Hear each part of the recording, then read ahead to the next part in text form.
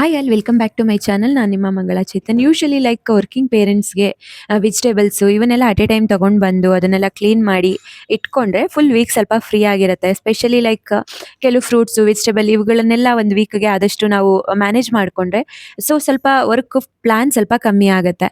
So ನಾನು usually first 2-3 ಡೇಸ್ಗೆ water ಮೆಲನ್ನ consider ಮಾಡ್ಕೊಂಡ್ಬಿಡ್ತೀನಿ. So ಹಾಗಾಗಿ ಒಂದು ದೊಡ್ಡ ವಾಟರ್ ಮೆಲನ್ನ ತಂದು ಈ ರೀತಿ ಕಟ್ ಮಾಡಿ ಎತ್ತಿಟ್ಕೊಳ್ತೀನಿ.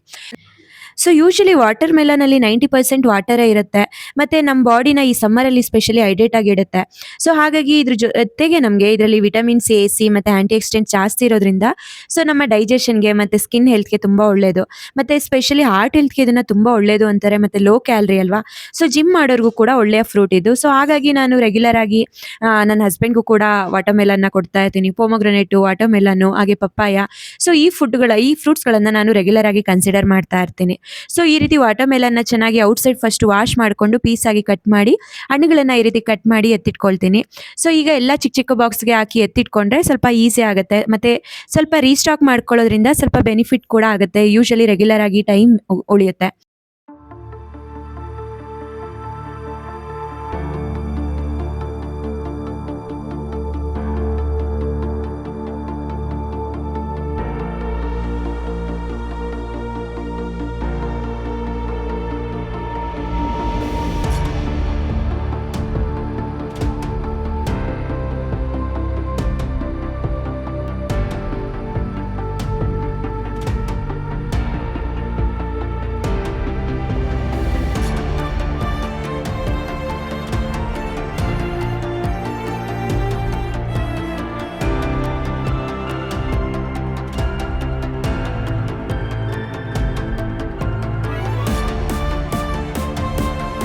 ಹಾಗೆ ಇವತ್ತು ಮಕ್ಕಳು ಅಜ್ಜಿ ಮನೆಗೆ ಹೋಗಿದ್ರು. ಹಾಗಾಗಿ ನಾನೊಂದು ಸಿಂಪಲ್ ಆಗಿ ಲಂಚನ್ನು ಮಾಡ್ಕೊಳ್ತಾ ಇದ್ದೀನಿ. 2 ಗ್ಲಾಸ್ ಅಕ್ಕಿನ ನೀಟಾಗಿ ವಾಶ್ ಮಾಡಿಕೊಂಡು ಅದಕ್ಕೆ 4 ಗ್ಲಾಸ್ ಅಷ್ಟು ನೀರನ್ನು ಹಾಕ್ಕೊಂಡು ಇದಕ್ಕೆ ನನಗೆ ಬೇಕಾಗಿರುವಂಥ ವೆಜ್ಜೀಸ್ನೆಲ್ಲ ಹಾಕ್ಕೊಂಡು ತುಪ್ಪ ಮತ್ತು ಸ್ವಲ್ಪ ಉಪ್ಪನ್ನು ಹಾಕ್ಕೊಂಡು ಬೇಯಿಸ್ಕೊಂಡ್ರೆ ಆಯಿತು. ಇನ್ಸ್ಟೆಂಟಾಗಿ ತುಂಬ ಚೆನ್ನಾಗಾಗಿರುತ್ತೆ ಇದು ರೈಸ್ ಆ್ಯಕ್ಚುಲಿ.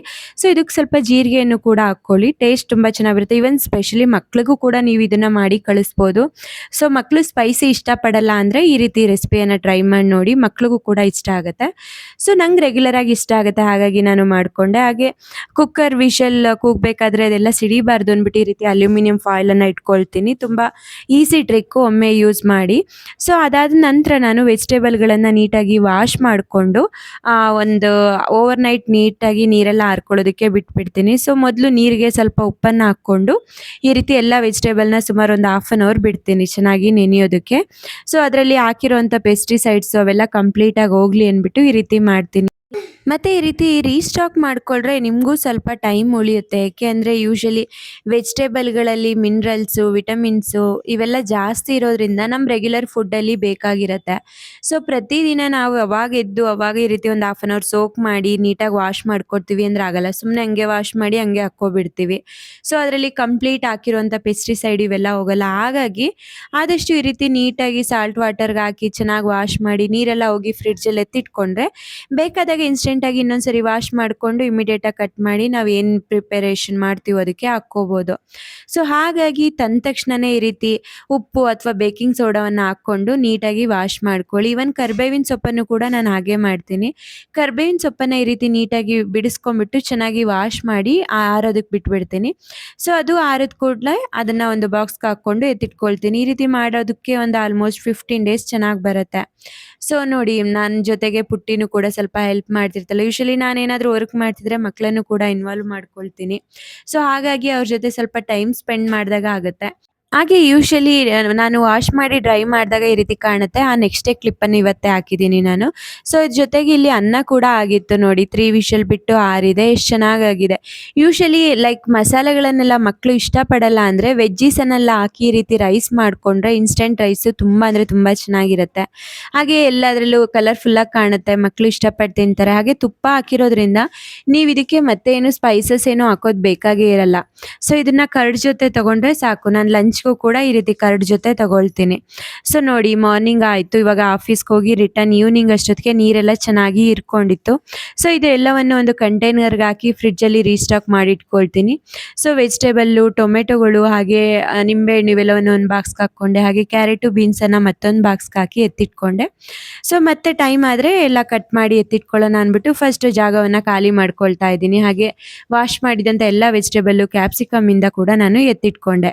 ಹಾಗೆ ಕರ್ಬೇವಿನ ಸೊಪ್ಪು ಅವೆಲ್ಲವನ್ನು ಕೂಡ ಎತ್ತಿಟ್ಕೊಳ್ತಾ ಇದ್ದೀನಿ. ಕೊತ್ತಂಬರಿಯನ್ನು ವಾಶ್ ಮಾಡಲ್ಲ ಯೂಶುವಲಿ.